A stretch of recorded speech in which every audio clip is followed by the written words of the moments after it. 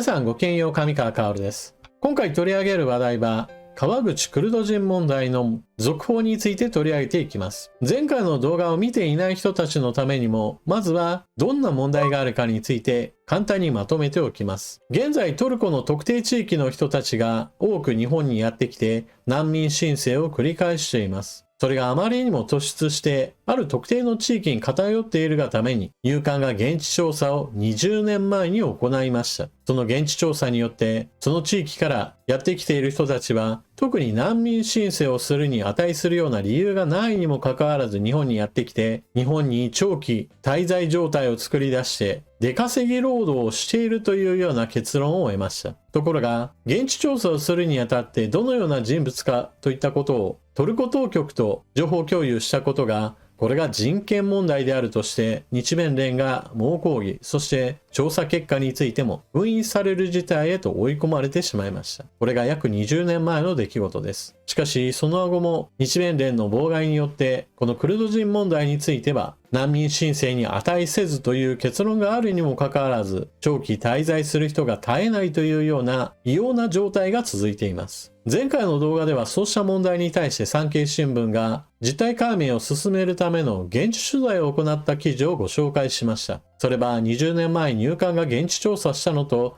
全く同じ結論。日本にやってきている人たちが迫害が原因ではなく出稼ぎを目的として難民申請を悪用しているといったことが十分考えられる、そうした証言などを導き出しています。今回の動画では産経新聞のそうした報道にさらに続報が出ているので皆さんにご紹介していこうと思います。難民、移民、出稼ぎ労働者の受け入れ問題といったものは問題の切り分けもできずかなりごっちゃ混ぜになった状態で語られることが多く、このうち難民問題はヨーロッパやアメリカで非常に大きな問題となり、政治的にも特定政党の議席が一気に伸びるといったようなことなども発生していますし、また大統領選挙などにおいても主要な政策課題として注目されることもあり、日本においても同様に今後は大きな話題となるでしょう。それだけに難民申請が悪用されている問題については現状を把握することは非常に重要だと思います。ぜひとも動画を最後までご覧ください。まずはクルド人問題について産経新聞の続報記事を取り上げていきます。川口の難民申請者半数高校行かず、トルコのクルド人成功者、同胞は努力せず不平有。埼玉県川口市に集中するトルコの少数民族クルド人の難民認定申請者の半数程度は学歴が中学卒業以下だという。トルコ国内の高校進学率はクルド人を含め9割以上で、背景には経済的な問題もあるとみられる。一方でトルコでは22人兄弟の中から猛勉強して成功したクルド人にも出会った。クルド人が人口の約6割を占めるトルコ南部の都市シャンルルウルファの私立学校を訪ねた。保育園、幼稚園から小中高校まであり、在学生は約700人。2年前に開校したばかりで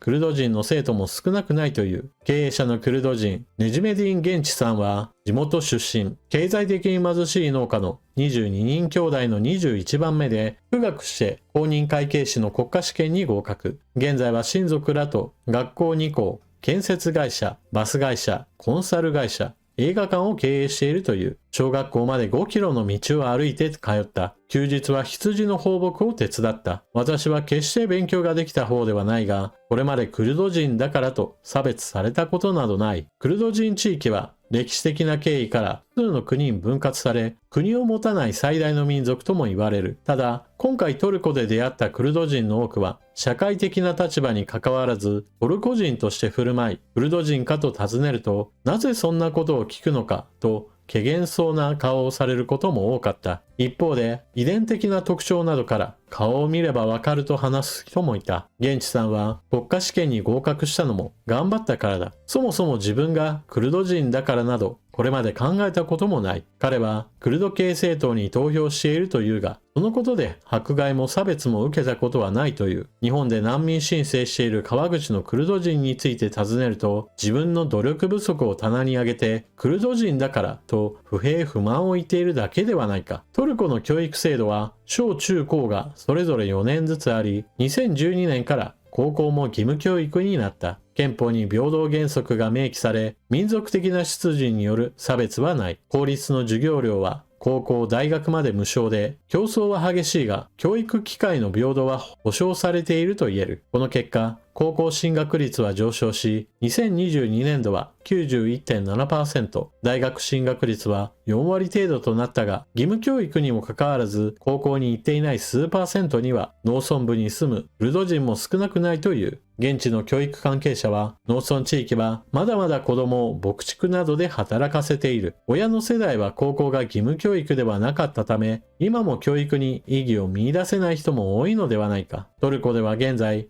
クルド系の国政政党があり、与野党問わずクルド人の政治家を輩出しているほか、国営放送にクルド語のチャンネルもある。クルド語の教育機関の設立も認められているが、公用語がトルコ語でクルド語を学んでも仕事に活かせないため、あまり人気はないという。公務員試験も憲法で採用にあたり、職業資格以外にいかなる差別も行ってはならないと規定されている。受験の願書に民族欄もないため、公務員全体のクルド人の割合の統計もないという。南部の町でトルコ政府の出先機関に勤める国家公務員のクルド人男性は、小学校に入るまでトルコ語を話せなかった。勉強して話せるようになったが、12年前に公務員試験を受けた時、試験は当然トルコ語で苦労したと話し、こう続けた。外国の人からクルド人は迫害されているのかと聞かれることがあるが、私は迫害はないが差別はあると感じる。言葉の壁もあり、自分たちが少数民族と思い知らされる時もある。入管関係者によると、日本の難民申請書には学歴欄があり、川口周辺に在留するクルド人の難民申請者の半数程度が中卒以下で、高校の義務教育科以降の世代でも教育を受けていないケースが少なくないという。川口市内では若いクルド人が改造車を乗り回す暴走行為も問題になっている。トルコの教育関係者は指摘する。もちろん学歴が全てではないが、農村からいきなり日本の都会に来て、教育レベルも高くなければ、地元住民と圧力が生じやすくなるのも当然だろう。それでも、学歴不問の力仕事で簡単に稼ぐことができる日本は本当に魅力的なのではないか。ここで言う力仕事というのが、すでに川口に根付いたクルド人グループの人たちが経営する解体業のことです。この記事では、クルド人には確かに歴史的には自分たちの国を持つことができず、そのために迫害の過去があった事実が語られています。一方で現在においては、社会制度的にそうした迫害が制度としては残っていないことが語られています。続いて産経新聞はさらに続報記事を載せています。では、日本にやってきているトルコ在住クルド人の人たちどのような行動をとっているか非常に特徴があるそうです。川口のクルド人、トルコの農閑期に難民申請、農繁期に帰国、血縁集団の絆で移民の連鎖、埼玉県川口市に集中するトルコの少数民族、クルド人の難民認定申請には特定の周期があるという。毎年、秋に来日と申請が急増し、そのうちの一定数は、翌年夏までに申請を取り下げてトルコへ帰国する。背景にはトルコでの制御である牧畜などの農閑期、農繁期のサイクルがあるとみられる。トルコ南部の草原地帯で少年が羊の群れを追っていた。この地にかつて羊やヤギの放牧を制御とする約300戸2000人の一族がいた。当初は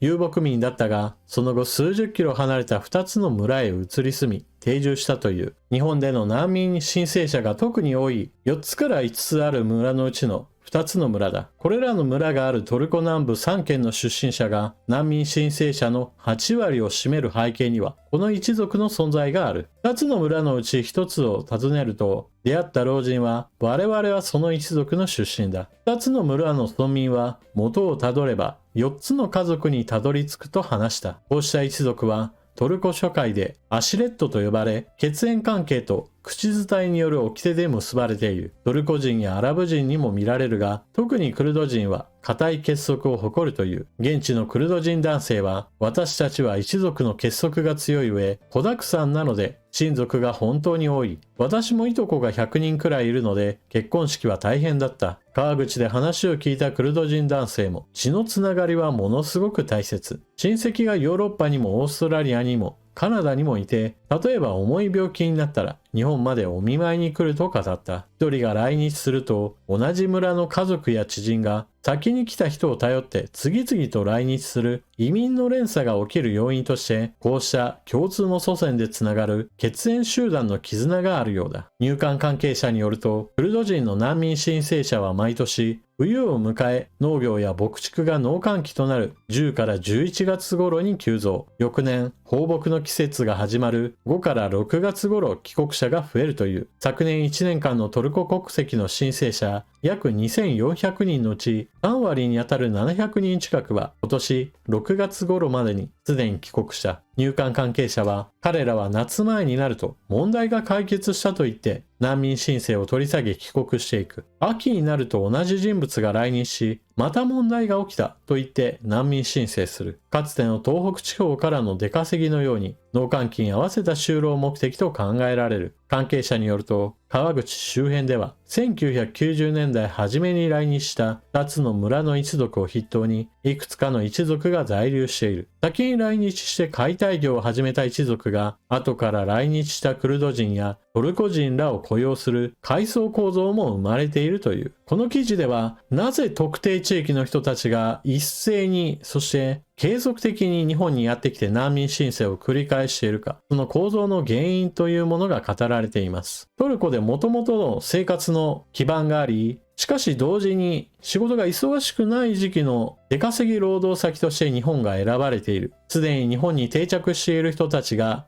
解体業で受け入れ準備があり、そのために日本に例えば観光ビザなどで入国し、その上で難民申請を行えば観光ビザで滞在できない期間もまだまだ日本にいることができる。その間に一稼ぎして難民申請を取り下げた上でまた国へ帰るといった行動を繰り返しているというのです。現在トルコと日本との間にはビザ申請することなくビザなしの訪問が可能です。しかし、そうした障害を取り除いた状態といったものがあるがために入国した後で難民申請が簡単に行われてしまうという問題があります。この問題を少しでも小さくするために導入に向けての動きが進んでいるのが事前審査エスタの導入です。ビザなし訪日客に事前審査、不法滞在者居座り防ぐ補正予算案で調査費計上へ。日本版エスタ、ジェスタはビザ免除国が現在は入国し、そのまま空港の審査以後においても居座ってしまうという問題があります。ジェスタ導入後においては入国目的などを事前に申請してもらって入国前に審査、その段階においてこの人ちょっと入れないなということがあれば渡航にストップをかけ不法滞在をそもそも発生させないようにしようというものです。そうした目的のために制度の調査費を法務省が令和6年度補正予算案に計上することが分かった。外国人旅行者数が増加する中、ビザ免除国から来日して居座る不法滞在者らを未然に防ぐ考えだ。入国・在留手続きの向上策として外国人の在留カードとマイナンバーカードの一体化に伴うシステム開発を加え、計68億円を計上する。制度はアメリカがテロ対策などを目的に導入した電子渡航認証制度エスタをもとに日本版エスタ、ジェスタと仮称、12年までの導入を目指す。さて、ここで問題です。制度改善に向けての動きがあるということそれ自体は良いのですが、問題なのは本格で導入があまりにも遅いということです。令和6年度補正予算案に調査費を盛り込むよって話をしているわけですが、実際の導入は令和12年です。これまでの間、ずっとこの制度的な穴が残り続けるということは、当然その間、多くの不法滞在者を生むことになってしまうでしょう。日本政府、もしくは自公政権の危機感の足りなさといったものが、ここには現れていると私は思います。では、入管庁はそもそも危機感を持っているかどうかについて一応見ておきましょう。結論から言えば、現場の人たちは問題があることを知っていて、その問題点について公表しています。ただし、現場の人たちはそもそも制度を自分たちで作り変えることはできませんし、法律も彼ら自身が変えられることはありません。政府、国会議員、そういった自分たちではないところが制度や予算などを変えてくれないことには現状の改善は望めないといったことを指摘しています。現行入管法の課題について、令和3年、令和5年とそれぞれ現状どのようなものでどんな問題点があるかについて一般に公開しています。例えば、厳然たる事実として現在日本には不法残留の人が約5万8000人もいます。これらの人たちが不不法就労を行ったり、もしくは重大犯罪で有罪といったことも実際に起こっています。入管はこれらの人たちを見つけ、そして強制退去の手続きに入るわけですが、すべての人を送り返すことはできていません。ではなぜ送還が完全にできないのか。入管庁はこのような理由を3つ挙げています。まず第一に、難民認定手続き中は送還が一律停止。今回の川口クルド人問題でも取り上げられていましたが、難民申請を何度も繰り返すといった人たちがいることが取り上げられていました。こういった難民申請を行うと強制送還ができないといったことは、そもそも入管庁にはどうしようもできない制度的な不備だと言えるでしょう。2つ目の理由としては、強制送還を行おうと思っても受け入れ側の国、本国がこれを拒むといったこともあるそうです。そして難民申請して日本にいる状態の時に仮放免といった措置を行うこともあります。しかし、こうした仮放免している人たちがそのまま逃亡してしまうといった問題も発生しています。令和5年における報告書においては、送還忌避者3224人のうち、収容された者79名、仮放免になった者が2546名、そして仮放免中に逃亡してしまった者が599名もいたことが報告されています。さらにこの仮放免については、以前から非常に大きな問題があります。令和3年における現行入管法上の問題という資料においては、仮放免の問題に1ページが丸々割かれています。現在の入管法では、収容されている外国人の収容を一時的に解く仮放免が許可される場合もある。そして身元保証制度といったものがあり、収容されている外国人の仮放免にあたっては身元保証人をつける例が多いのですが、保証人の中には多数の逃亡者を発生させている例があります。その例として入管庁は以下の事例を挙げています。ある弁護士 A は240人の身元保証人となったのですが、そのうち80人が逃亡。弁護士 B の場合であれば190人の身元保証人になり、40人が逃亡。弁護士でもない人物、支援者 A であれば170人の身元保証人になりつつも40人が逃亡。この資料を見たとき、私は非常に身元保証制度について問題があるなと思ったのですが、東京弁護士会はこうした資料に対して反対抗議声明を出していました。この件に関して東京弁護士会は、仮放免を受けた者が所在不明になった背景には、数年にもわたる無期限収容や名古屋入管内での死亡事件で明らかになったような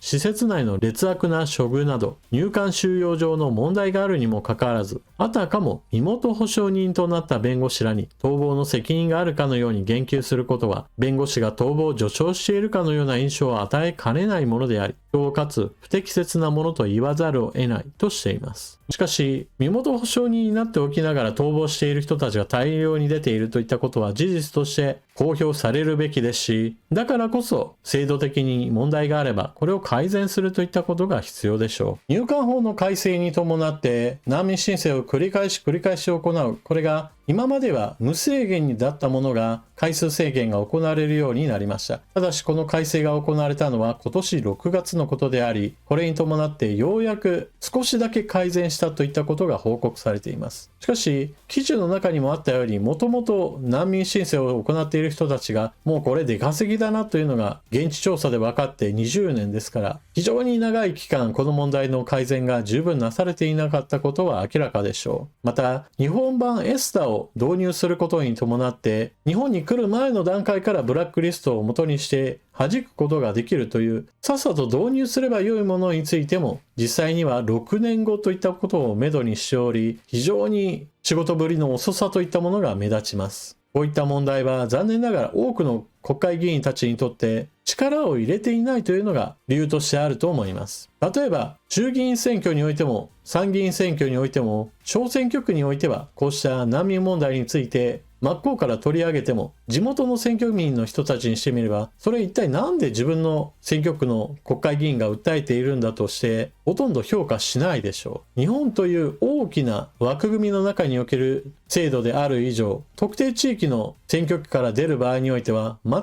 く関心の持たれない、全く評価されない政策になってしまうからです。しかし日本のどこに住んでいたとしても、こうした制度に穴があり、その穴をつけばそれによって利益を得る人たちがいるというのであれば、この穴を塞ぐことは非常に重要です。特に現代においてはインターネットにおいて情報共有があっという間になされてしまいます。日本のこの社会制度には不備があり、その不備をつけばいくらでも甘い汁を吸うことができるぞというような情報が出てしまえば、非常に地理的に遠い場所からでもやってきて、その制度をついてしまうという状態が発生するわけです。例えば今回の事例であればトルコからやってきているわけですから、別に距離的に言えば南米からやってきたとしても何の不思議でもありません。以前私はアメリカ大統領選挙においてトランプ大統領が生まれるといったことが確定した際に、中南米からの不法移民の人たちをトランプ氏が徹底的に防御するようになれば、難民を送り込む側の人たちはハードルの低いところを狙ってくるようになるだろうという話をしました。この私のコメントに関してそんなことはありえないと動画にコメントしている人もいましたが、むしろその危機感のなさといったものがわざわざ飛行機で日本にやってきた上で難民申請し、日本に滞在を長期的に行うといったことを